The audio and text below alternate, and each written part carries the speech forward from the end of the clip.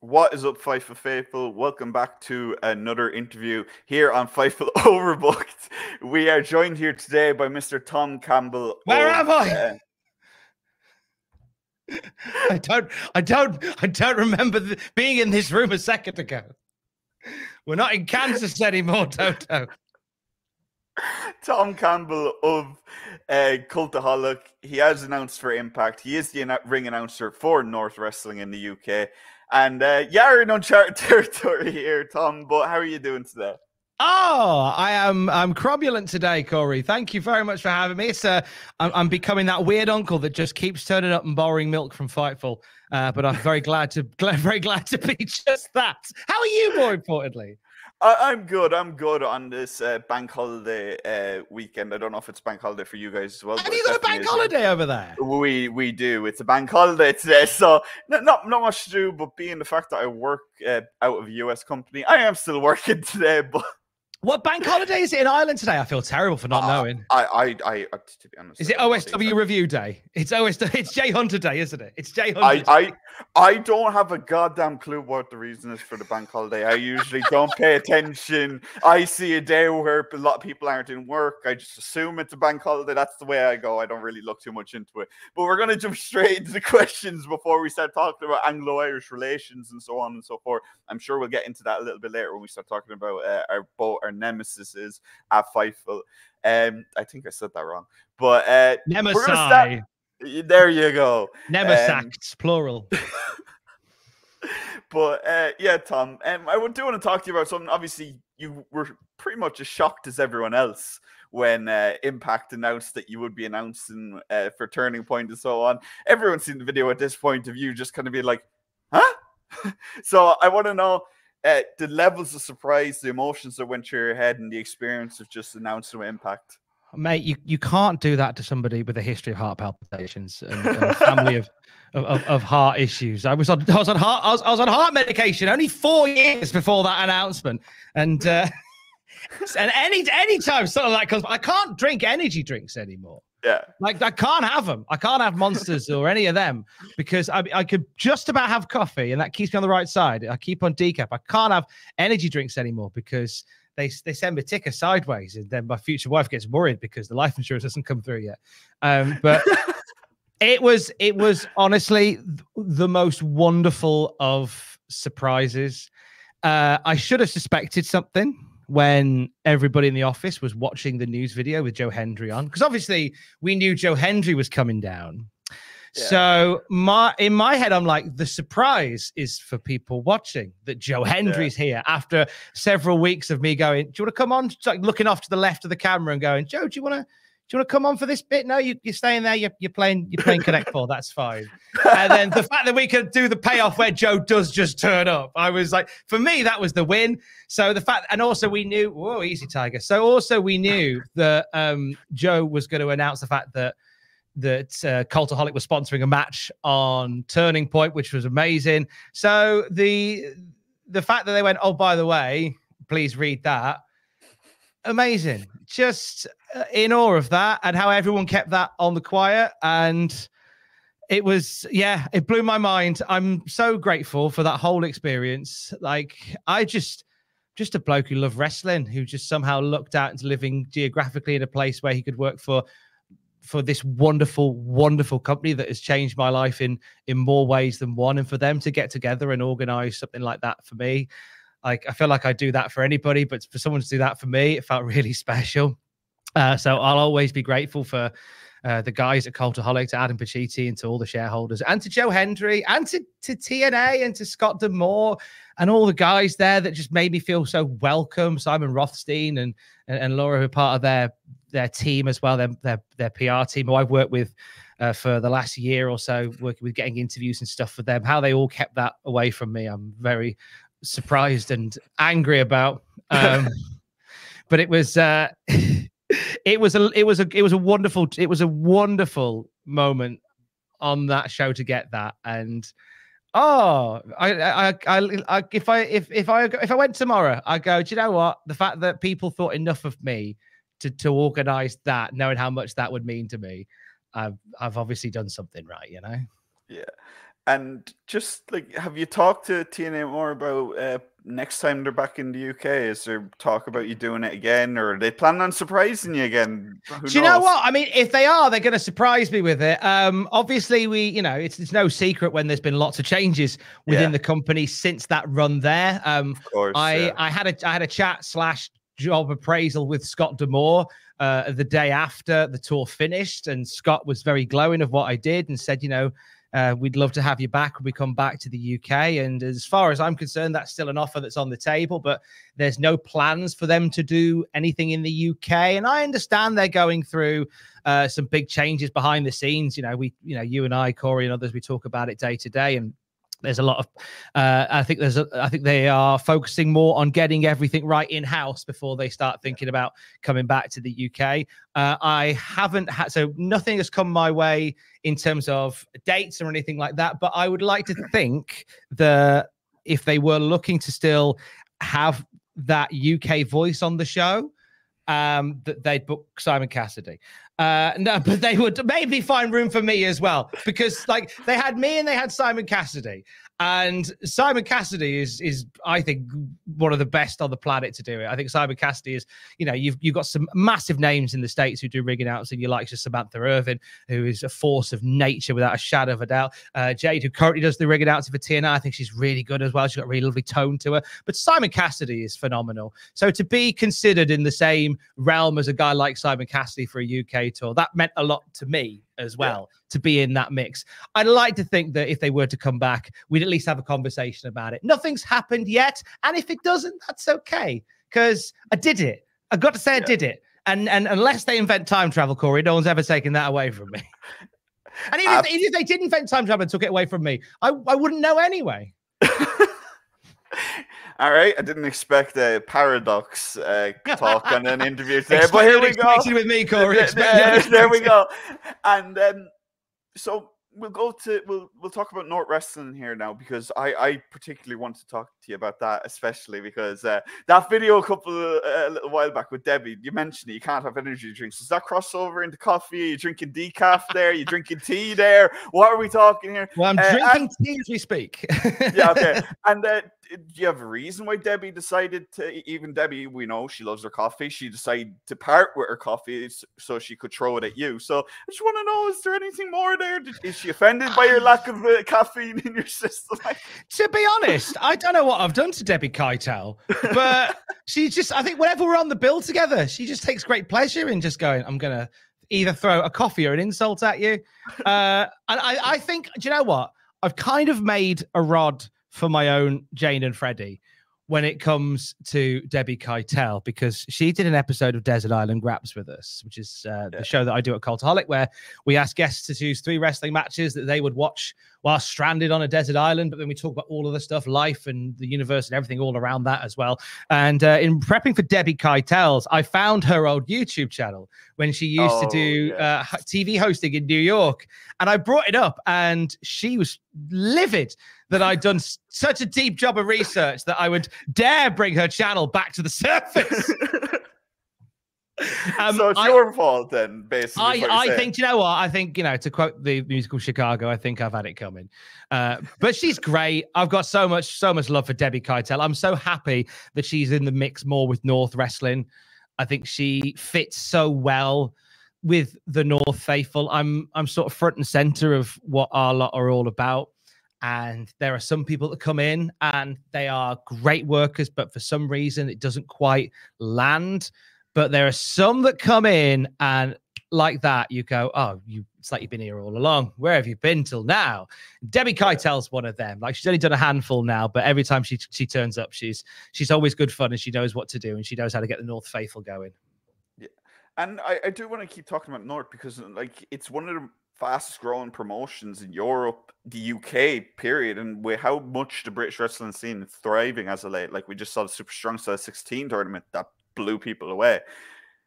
How did you come to be part of the ring announcing crew for North, and what do you think of the rise of North in British wrestling? Well, I owe pretty much everything I'm doing now in wrestling to North, because I moved up to Newcastle. It'll be 10 years ago next year.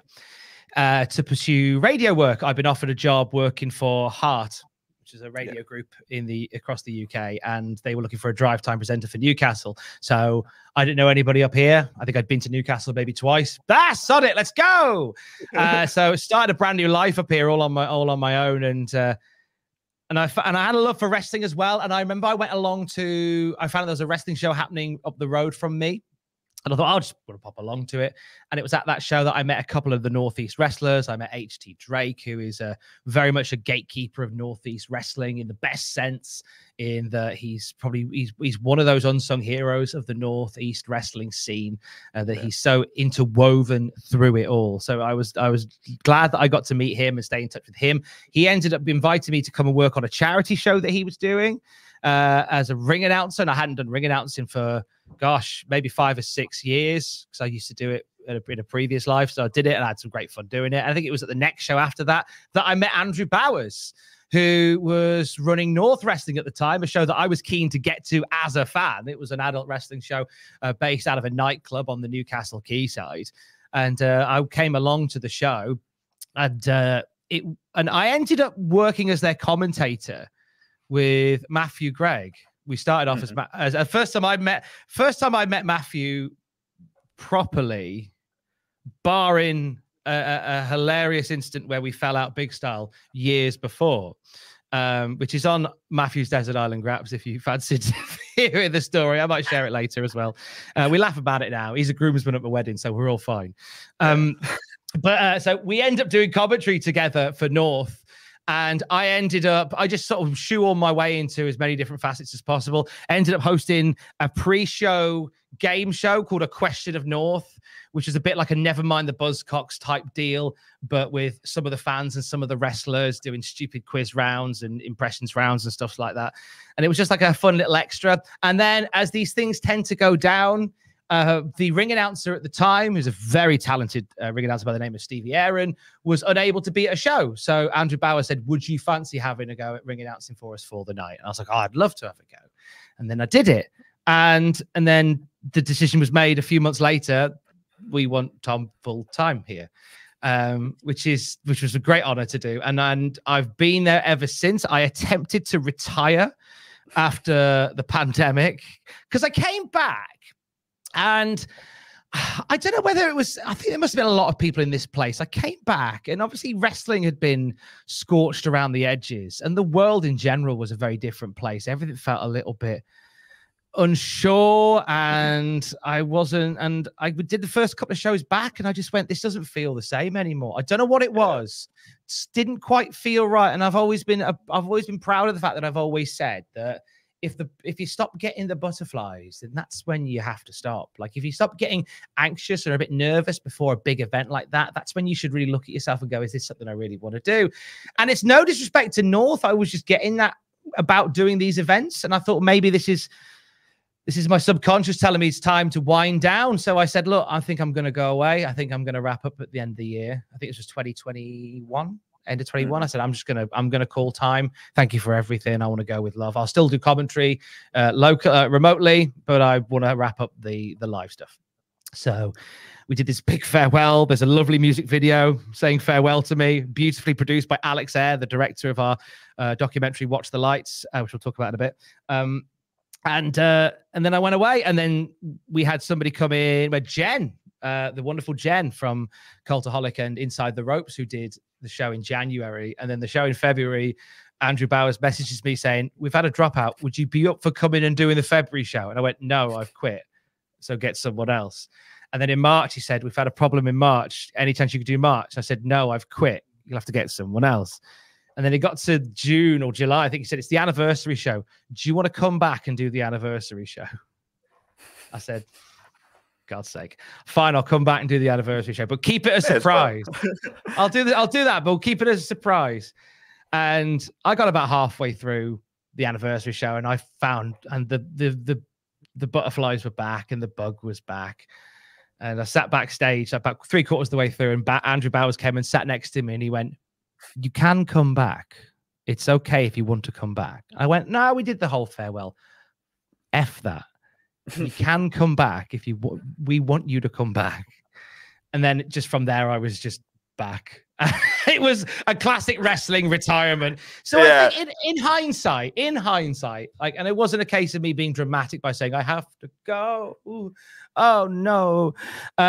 In hindsight, I should have just said, look, can I take half a year off? Can I just take 6 months off this? I should have done that, really. It would have saved Alex Air a lot of time editing a beautiful music video set to tell me a lie. It would have caused a lot less upset and a lot less frustration if I just said, can I have 6 months off?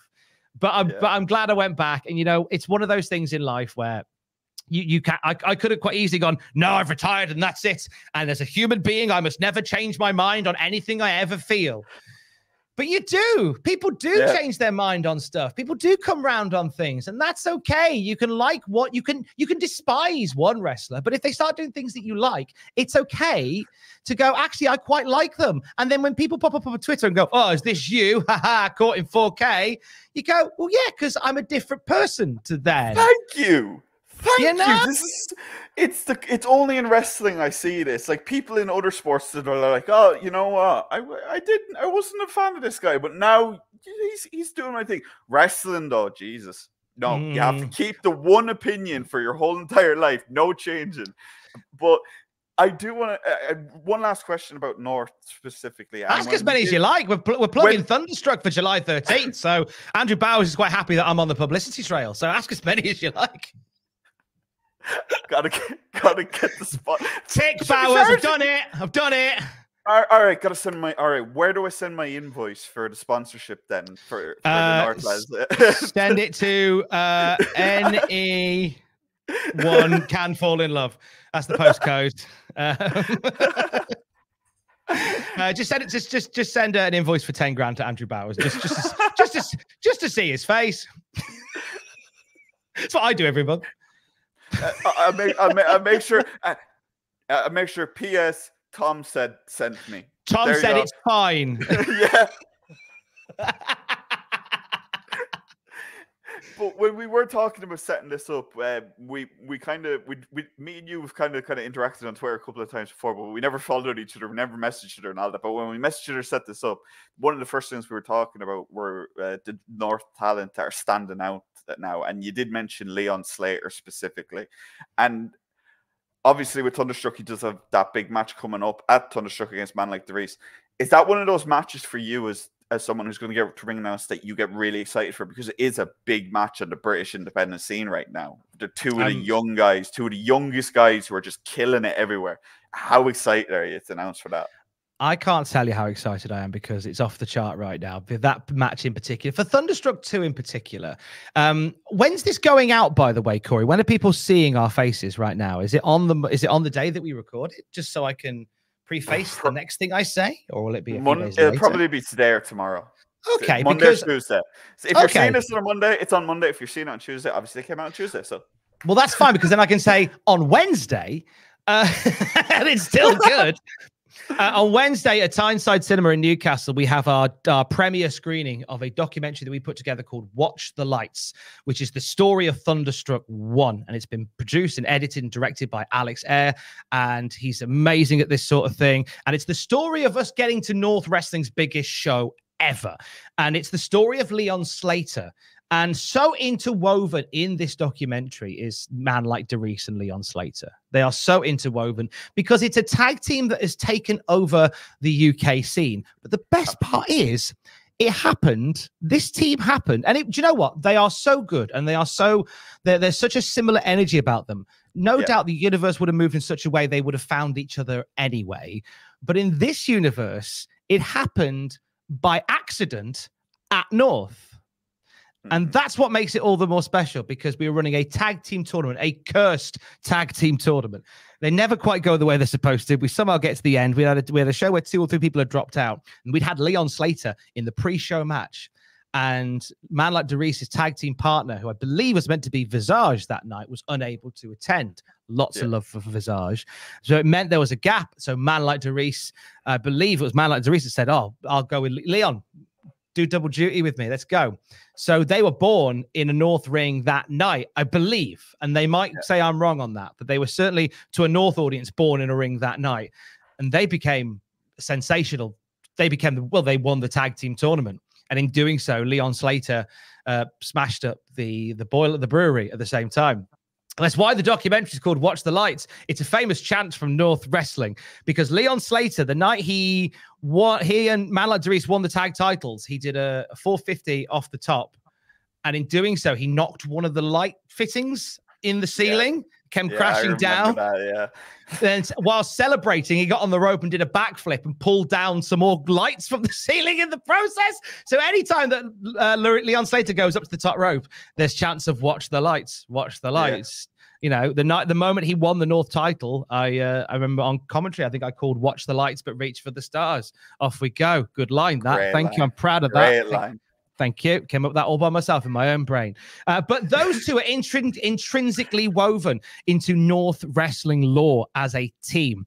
And there was never any intention to split them up, to have one turn on another, because they're so good. And none of those parties wanted to do that. And certainly we didn't want to do that.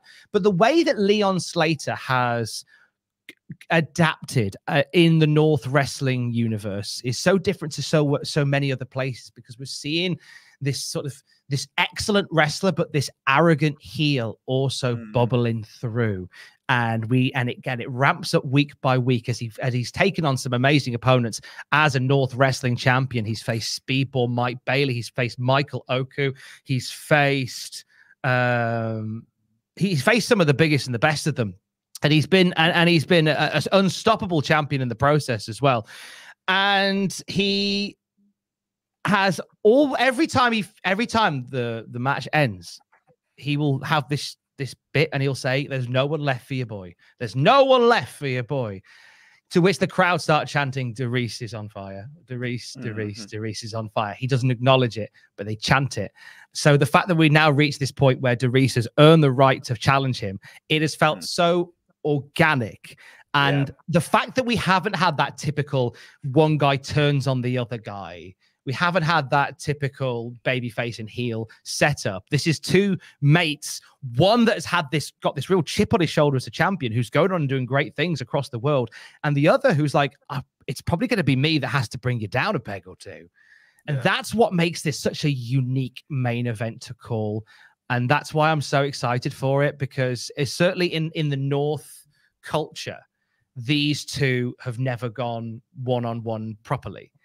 And we've kept that special for July 13th at the Walker Dome, just outside of Newcastle City Centre, where it's going to be a raucous night, a raucous crowd, and a raucous main event. I can't wait. You're echoing when I spoke to Rio recently, and she even was saying while we were talking, she kept saying that Darius is looking to finish the story, because Darius has been leaning into that himself about this match as well, because it's such a big deal for him as well. But sticking with the documentary, I've seen this, and I'm sure plenty of people have seen it as well. It wasn't originally supposed to have the biggest room in the cinema, was it? It was originally supposed. I don't think it was. I did enjoy seeing that. That was a very fun thing to see as a fan first, to see a wrestling documentary that's being aired at cinema, just going up and up and up until you got to the biggest screening. So, has that success has that already kind of prepared you guys just for wow, this is already something that a lot of people have interest in? It prepares you, but you never count your chickens ever. Yeah. It's wrestling it's such an interesting game, but that particular thing with the Tyneside Cinema, in awe of that completely. We introduced Alex Ayre to the North Faithful at the last show we did, where Alex was going to come out. We were going to play a little trail from the documentary, and Alex was going to talk about the documentary. And Alex won't mind me saying, he was so anxious about stepping in front of the crowd, because this is the crowd that loves the wrestling, and whether or not this is going to be, is this too much of a stop down for them to talk about a documentary? Are they going to be interested? We brought Alex out. I introduced him as Alex Ayre, our North Wrestling director and producer. He makes, anything you see on Triller, anything you see online, this is from Alex Ayre. Massive Alex chant from North Faithful. Thank you, Alex, and all that. And I could just see he was just beaming. And we talked about this venue. He said, we've got this room. And I think he kind of said in the thing, he said, we've got the small room. We'd like a bigger room. But we've got this small room. Get your tickets now. And then we did that. And then we watched over 2 days as the small room packed out. They gave us the next size room up. That packed out. And we've now got the biggest room at the Tyneside Cinema, which I think seats maybe about 500, 600, which is almost the capacity struck the actual show from last year, which we can hopefully do more of. But it speaks to the love.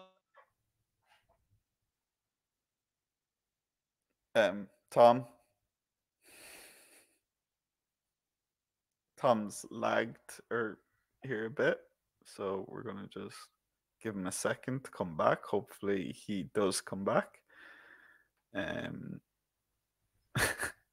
Great screenshot to be frozen, to be fair. Can you hear me, Tom? Oh, sorry about that. I think there you go. So don't know. Apologies there. Our internet dropped out. Where did you lose me? I lost you pointing at me. I can't and talking about how the room's been improved. It was a perfect freeze frame. I felt almost like you were like pointed into my soul there, but you were just talking. You were just saying about getting the biggest room. Okay, I'll tell you what. I think I know a good jumping off point. So bear with me. So I'll go. And action. And it's a testament to the North Wrestling fan base. It's a testament to the North Faithful, where the energy and the passion and the love and the respect and the trust that we have with each other, the North Wrestling fans with us and us with the North Faithful, that these things happen, this magic happens. I find it really interesting when you see, and I know wrestling isn't a fine science and everything's different everywhere, but it's funny when I'll see shows that aren't a million miles away from where we are going, oh, people aren't into wrestling anymore, so we've had to cancel because we only sold 9 tickets. And I go, well, we have shows where we don't announce any matches, and we almost fill capacity, and it's just and those are the biggest wins for us in the fact that I think we've announced as of now we've announced 4 or 5 matches for Thunderstruck 2, but we hadn't announced any more than maybe 2 before we sold a whole lot of tickets. Most of the time we are so lucky as North, and we're so grateful for the audience that we have, that we can just say there's a North show happening on this day, and we will immediately have people coming to see it before we've announced a single match. And that's trust that comes from the audience, that comes to the fan base. And that is a credit to Andrew Bowers and the entire team around North Wrestling that have cultivated that love and respect and that trust and that energy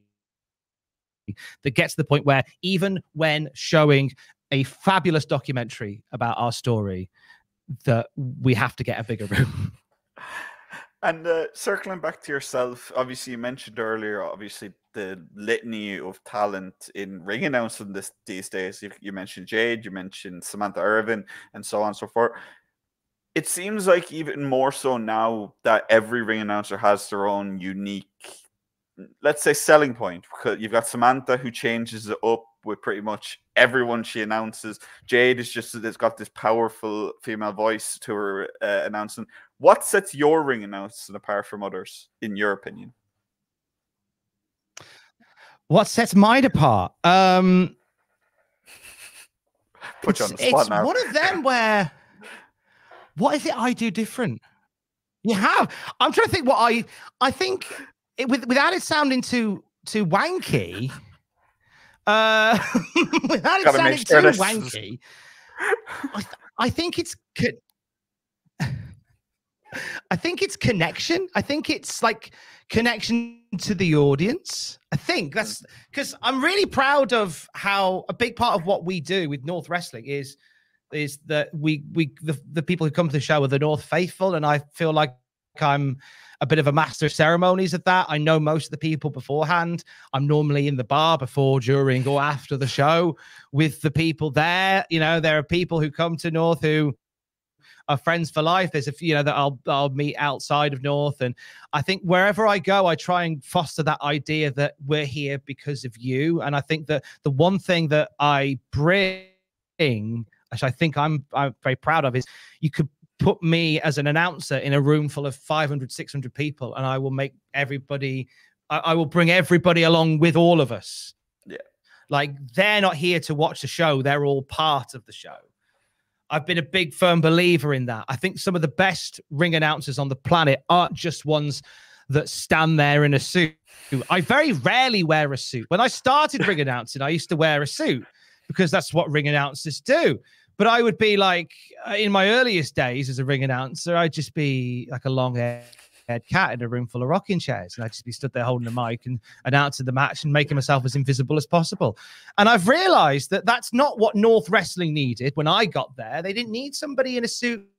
And it took me a while to figure that out. And I went, I could just turn up in like jeans and a jacket and I'm just there because that's part of the culture. Like Jim Smallman used to do with Progress. Yes. Like Jim Smallman was a great example of somebody who was able to just connect with a room by not being anything other than a part of the room.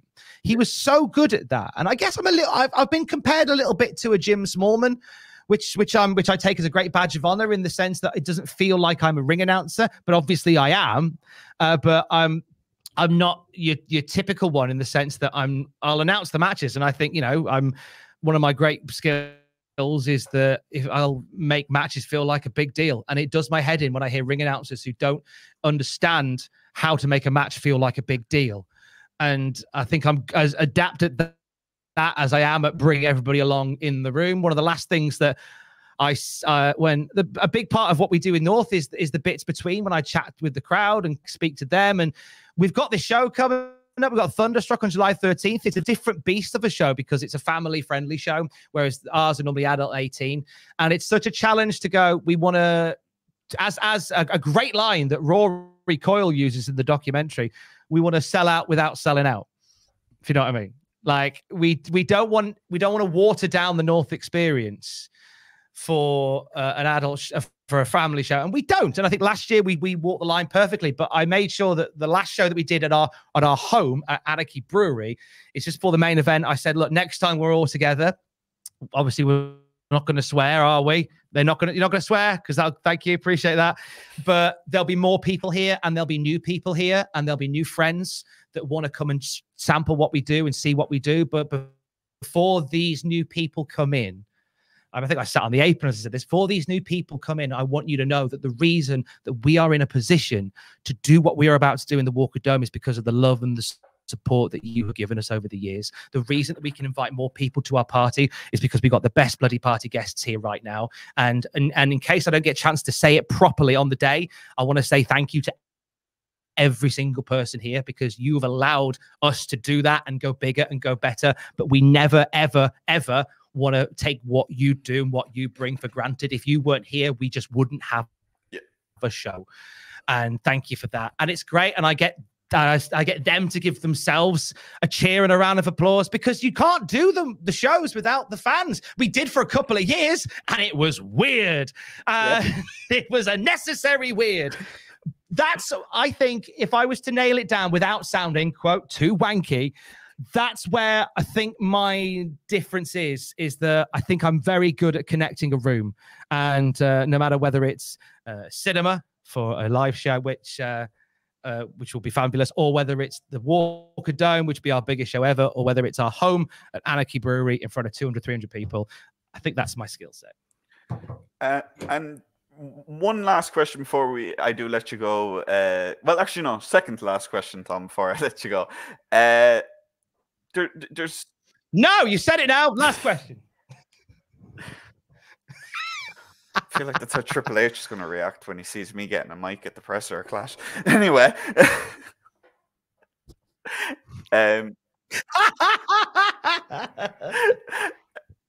but anyway, there's a couple of people in the wrestling industry who first started off in media, or at least have formed a base in media and in wrestling. You've got people like Will Washington, who started with Fightful, went to AEW. You've got people like Simon Miller, who started with What Culture. He's been doing wrestling and he's been killing it. You've got you, who started with Heart, as you said, Heart, and Cultaholic and so on, but you've also been doing the ring announcing. What has that been like for you to kind of juggle both sides of that, being part of the show and also talking about the show as press?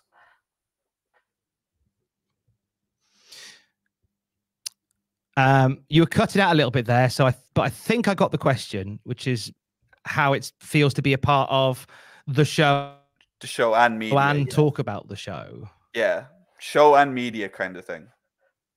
Okay. I mean, well, not one to correct you, Corey, but let's talk about Will Washington. Will Washington, let's not let him forget his roots. He started on Rocket Buster Radio in the noughties. That's where the boy started. He was one of the first wrestling people that I interacted with who I thought was a big deal. Because in my old job where I used to work in a warehouse, I had one of the earliest versions of an iPod. And to get me through at least half of the day would be that week's Rocket Buster Radio. And it was William R. Washington leading the team. And to see him go from here to here to here, buzzing for the guy. He's a good egg. And I'm very excited for him. And I any chance I get to talk about Will Washington, I want to say, I remember speaking to him when he was at Rocket Buster Radio, and I was a nobody, and now he's a thing. He's a good egg. In terms of like walking the line, I think the general consensus is that people believe that, because you're now part of doing that, then therefore your opinion on that will be tainted. No. And I'd like to think that even though, we've done stuff with TNA and obviously we did a big push to get Grado as part of AEW, which somehow happened last year at All In. That was weird. I don't know what gods I summoned to make that happen, but apparently I was a factor in that, according to Jeff Jarrett.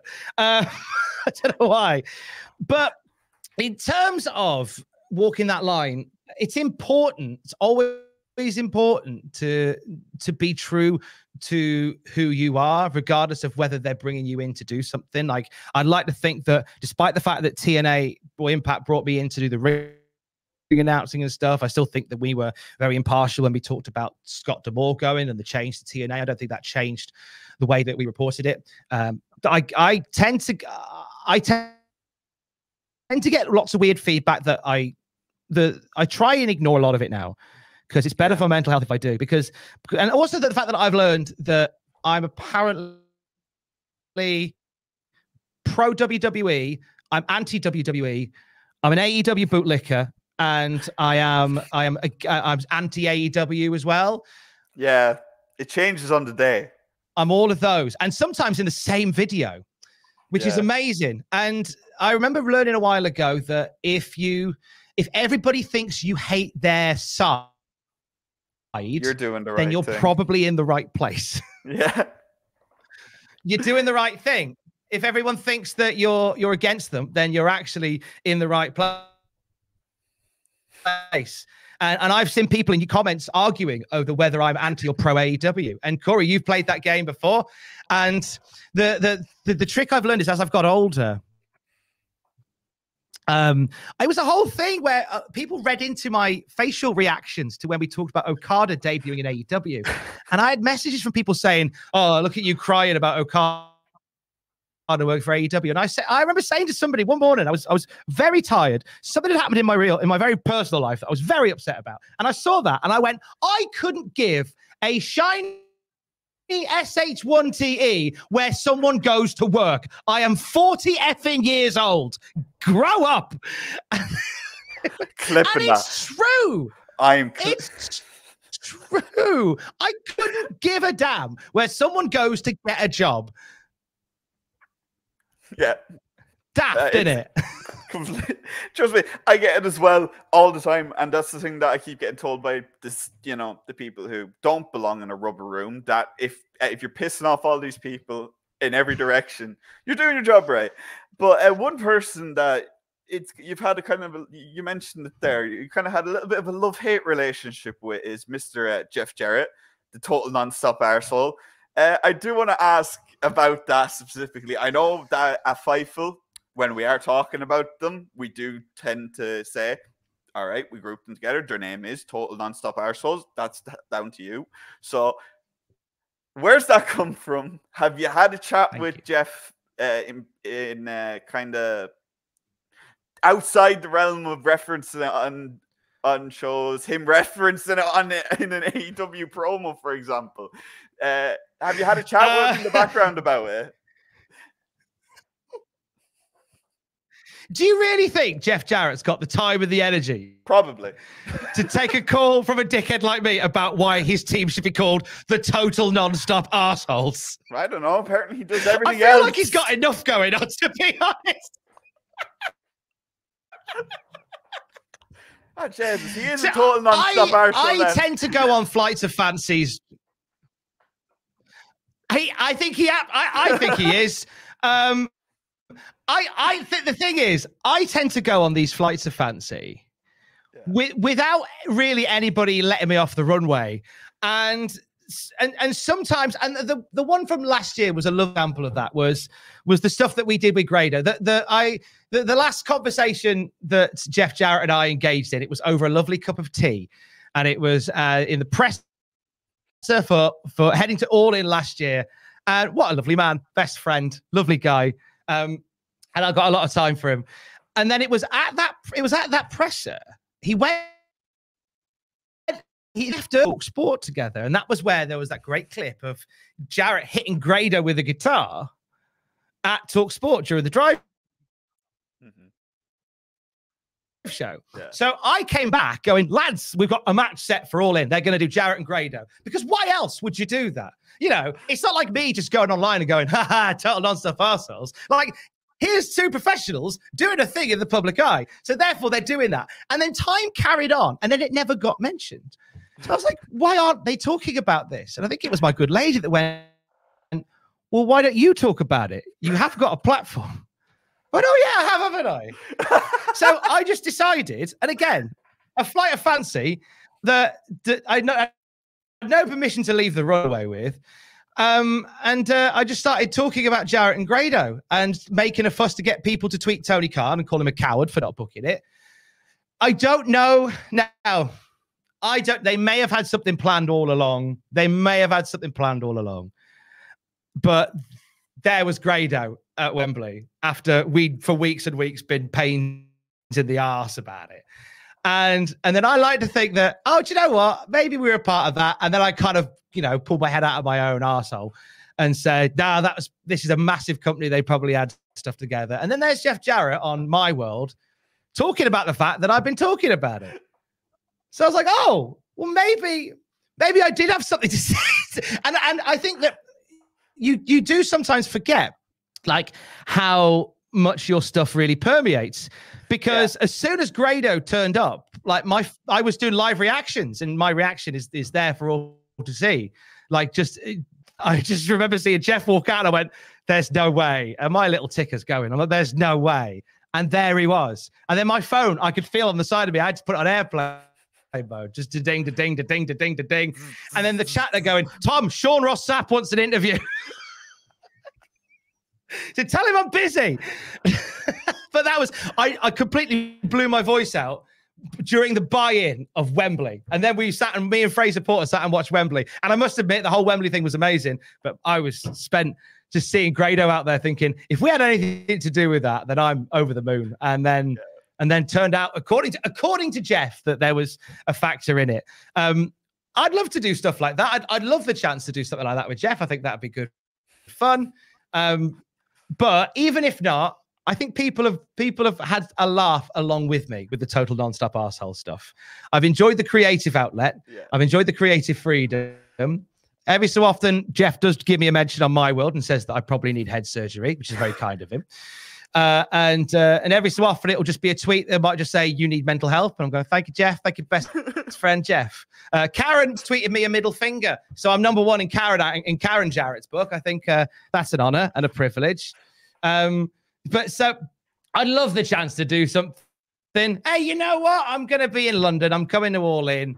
I'm going to be we've got North Wrestling presenting All Caps all day with Attack and Hustle, a three promotion show that's taking place in London ahead of All In. I'll be ring announcing for the North Wrestling portion of it. I'll be down there.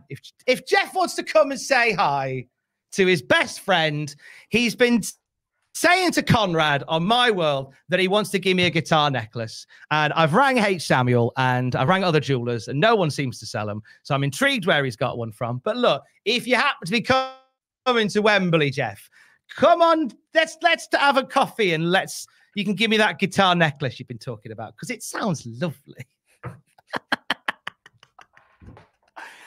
Well, there's a lot going on at Wembley this year. And then my final question I have to ask you. Wembley Way, the most important match of All In Weekend. Tom Campbell versus Kate from Fightful. I have to make a request for you. Can I be your manager for that match? You want to manage? You want to? I want to manage. I want to referee. You want to be my wise man, Corey? Yes. I'll even dye my hair grey. You can't bang on. That's a cop. Now, look. Here's the thing. Here's the thing. Right now, the beef, the long-standing beef with Kate and I, will be settled on Wembley Way during All In Week. I'm only assuming that Kate has air miles to come to the UK. I will certainly be there, and I promised. This all started with basically, this is when everybody was kicking off about Mercedes Moné debuting and Sean Ross Sapp was getting it in the neck a lot. So one night, again, here's this phrase again, I go on flight to fancy without getting permission to take off. And I just decided it was about midnight and I just tweeted Sean going, it was the night she was blatantly debuting at Big Business. So I just tweeted in block capitals at Sean Ross Sapp. Mercedes ain't turning up. You're a liar. You're a stooge. I'm going to fight you in real life. And to which people started messaging going, oh no, mate, she's definitely turning up. I'm like, no, she's not. And I'll fight you in real life as well. Over their head. And then completely. I think Kate got involved. I went, I'm definitely fighting you in real life. Yeah, you have walked in to a tornado, my dear. You stepped out of your little house in buttfuck nowhere, and you've walked straight into a hurricane, Kate from Fightful. But she gave it socks back. And we said, right, do you know what? If you're coming to Wembley, we're going to fight in real life. And she took it too far a few weeks ago, and Twitter blocked her for a week.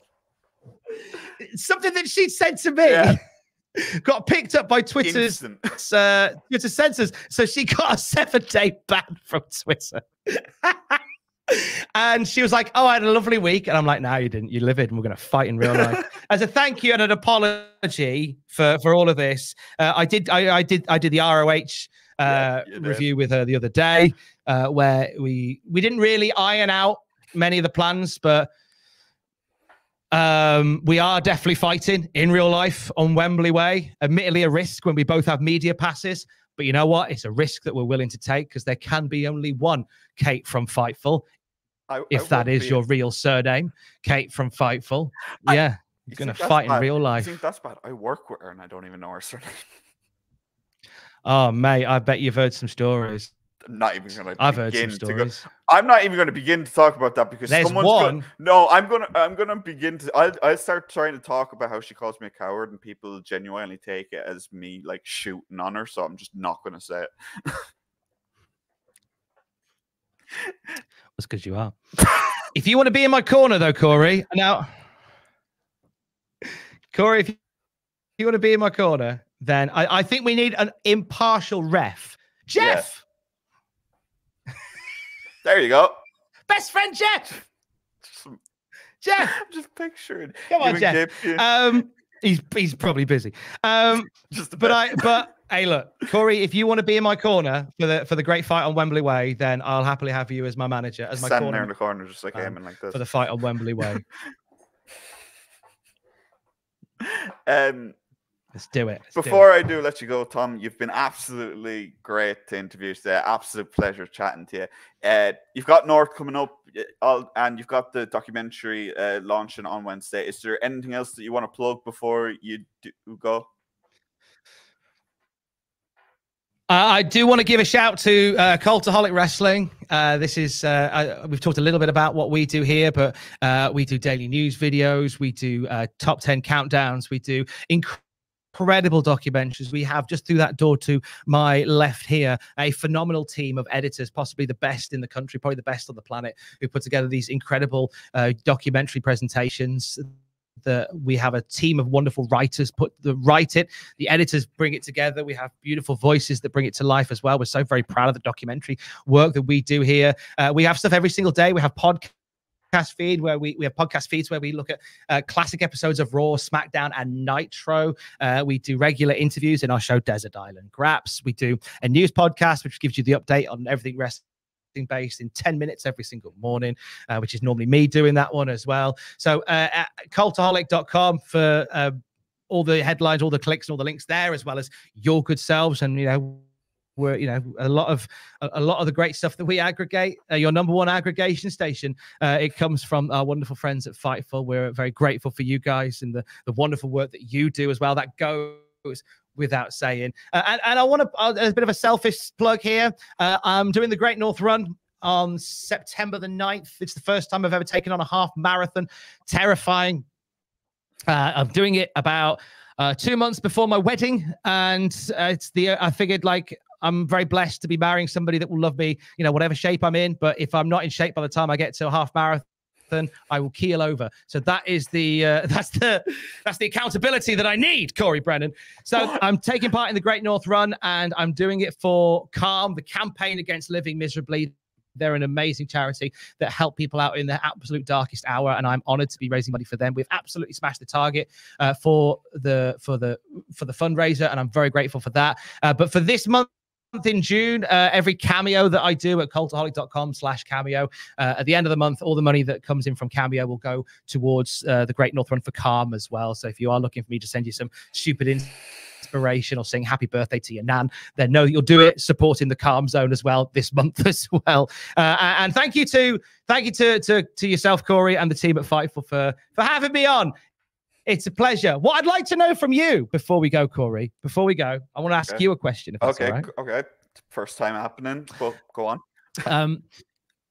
You've very much become the eyes and ears of NXT, and I've been aware of this. I've watched this. You've got your fingers in all the NXT pie, and I'd like to know the most mundane, boring fact that you've learned about NXT on a Tuesday night. And, like, for example, what is on their catering rider? What is on the catering for NXT? Or if you have something that is even more boring and mundane than that, I'd like to hear it today. Give us an exclusive. Here's one. I actually asked about this a little while ago, and I found it to be really funny. There has never been any actual legitimate incidents in the NXT parking lot. There hasn't been a crash. There hasn't been a bump, fender bender. There hasn't been anything at all. It's like the Bermuda Triangle. Only when there's attention paid to it does something happen. So that's my mundane fact. I actually asked someone who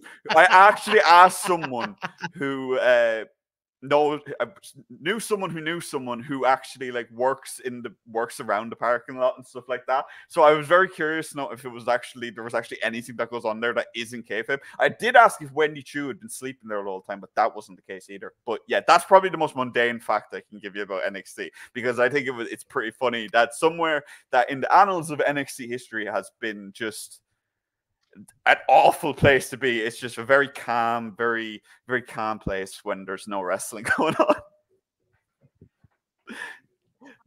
I like that a lot. I like that, a mundane parking lot at NXT, except when cameras are rolling. Yeah. Thank you very much, Corey. That's our lead story for video 3. Thank you very much. And thank you again, Tom. Absolute pleasure to have you guys. If you are new to Fightful number one aggregation station. If you are new to Fightful Overbooked, guys, make sure to subscribe. Going to have even more interviews coming up. I'm going to look to interview as many LGBTQ wrestlers as possible at Pride Month. I've already started reaching out. That's going to be a lot of fun. And yeah, guys, see you all in the next one. Peace.